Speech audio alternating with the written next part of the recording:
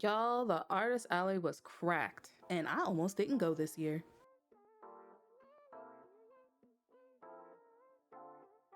What's good? My name's Khadijah, and if you're like me, you want to sell your art at anime conventions, but you can only get so much out of searching online. So I went to the source. I got out my cave, went to wasabi-con, and asked artists directly about their experiences at conventions and any advice they were willing to give.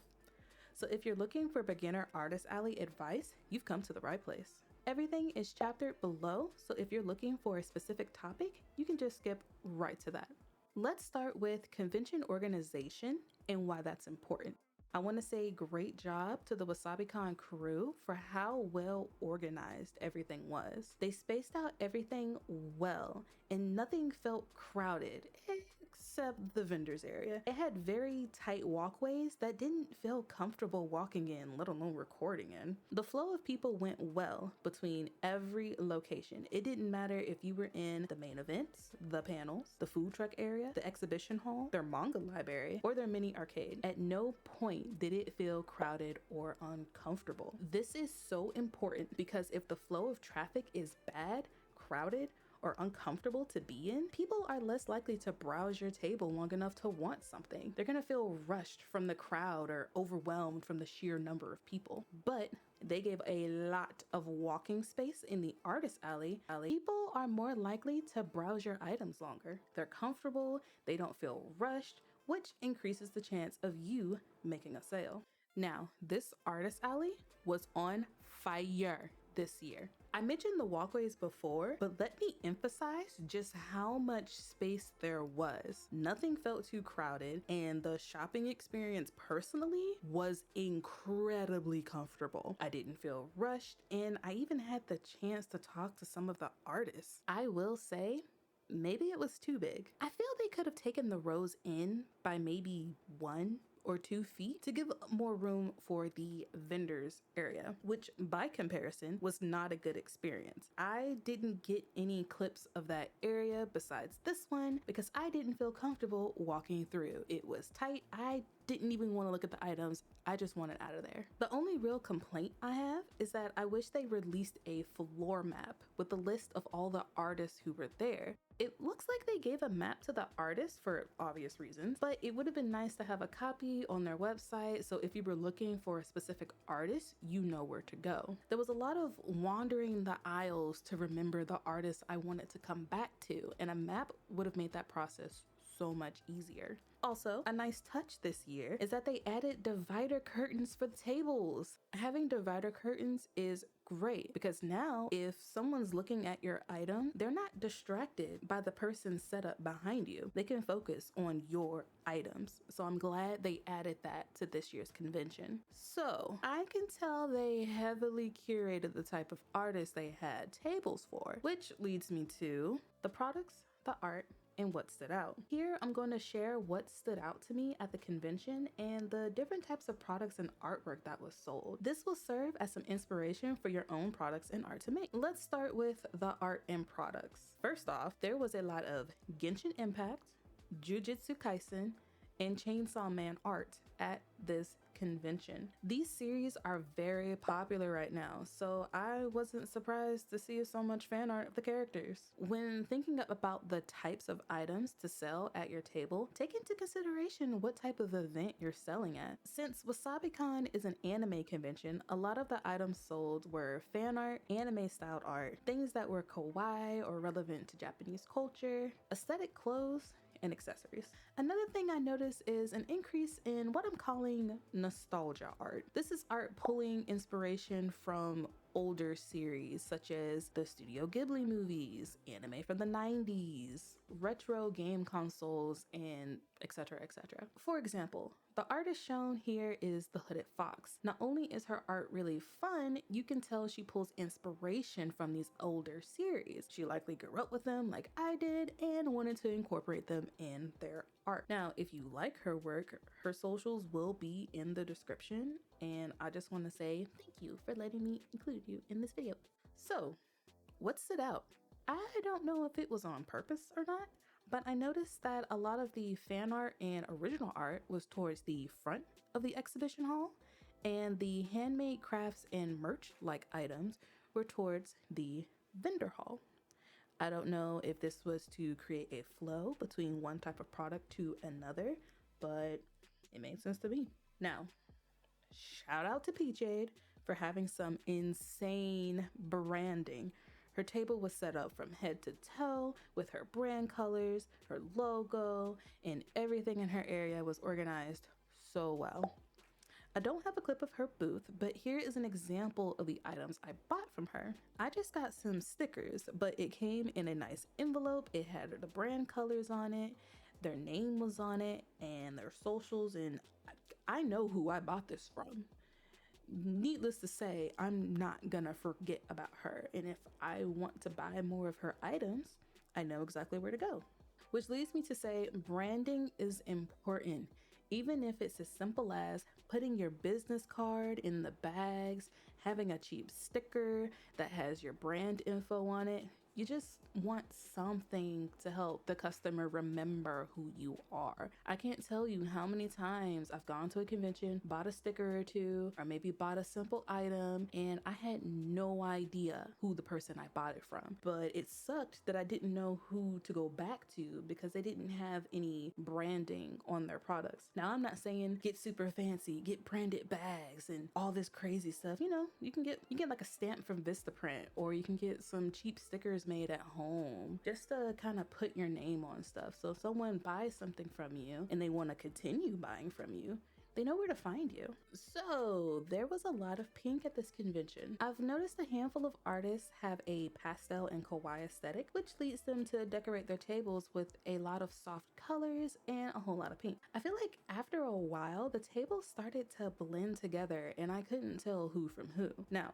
full disclaimer, I gravitate towards saturated and darker colors, so I am not their target customer. But if you have a softer aesthetic and use a lot of pastel colors, you're gonna have some competition to stand out amongst your peers. The ones that stood out to me were the ones that had more variety and contrast of colors in their display, their crafts, and their art. But at the end of the day, do what feels good to you. This is just my opinion and observations from this convention and past conventions that I have attended. One table in particular that stood out to me was Kawaii Moon Studios. Their table setup had colors that contrasted well together.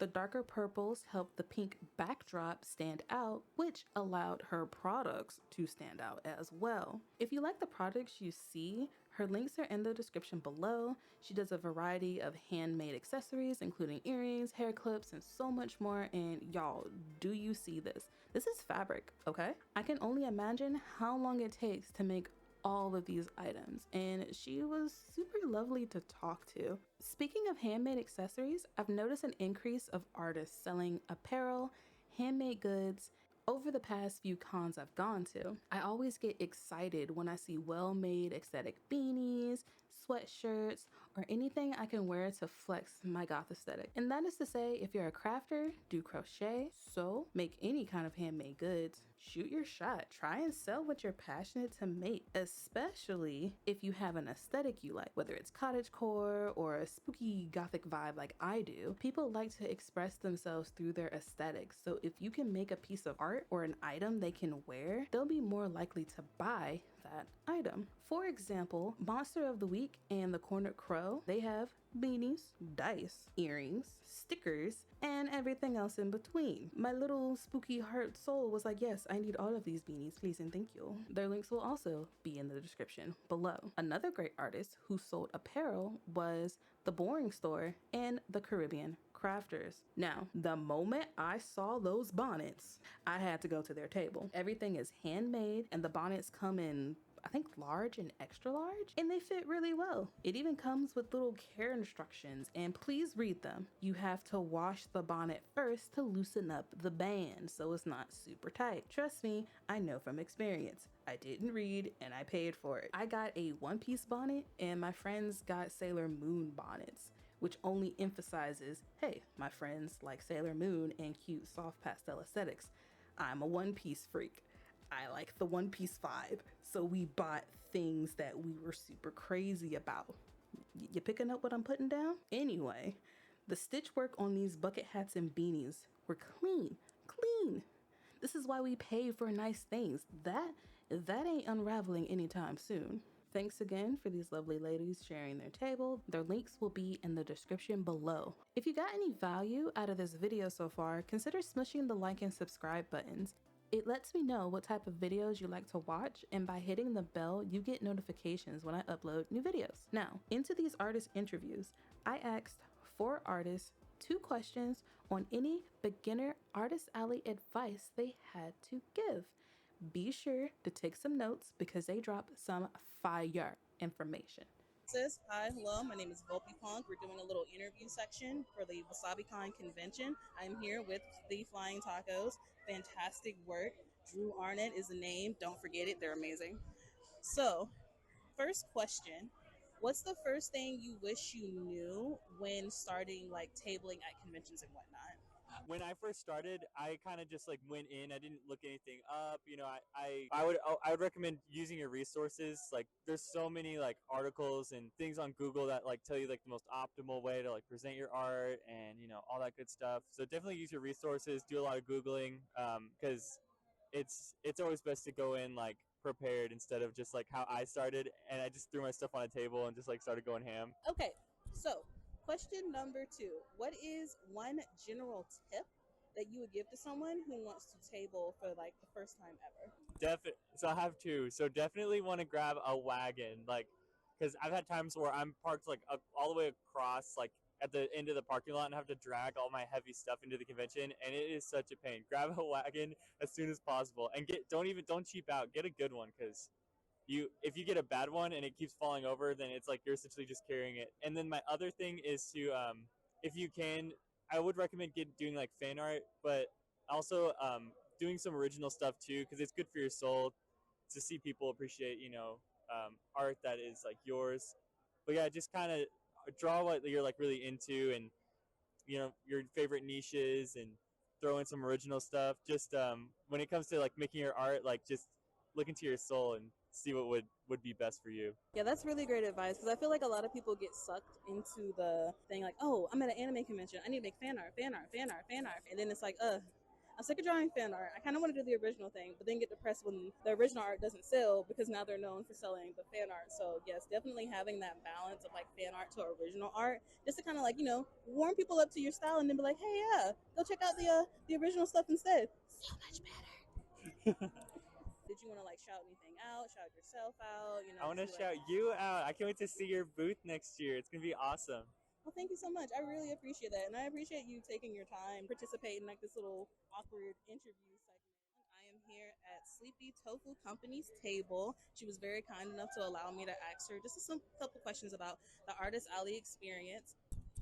Hey, my name is Woshley, and I am Sleepy Tofu Company's owner. The first question is, what's one thing that you wish you knew before, starting like tabling? And if I recall, this is your second table experience, correct? Yeah. So I'm pretty sure you have a little some, so take it away. Probably more about setting up the display itself and learning how to set up at home so I have the display ready when I come here, because display and building your display is so important to your drawing people into your stand basically. So if you can see from the video, my stand's really short and pretty much eye level, but people like looking up at things. So it's good advice to build high and have your stuff up high. Yes, very true. I've gone to, I think, MegaCon last year, and the table heights were insane. You could see them from a mile away. There's a creator named Moa Kana.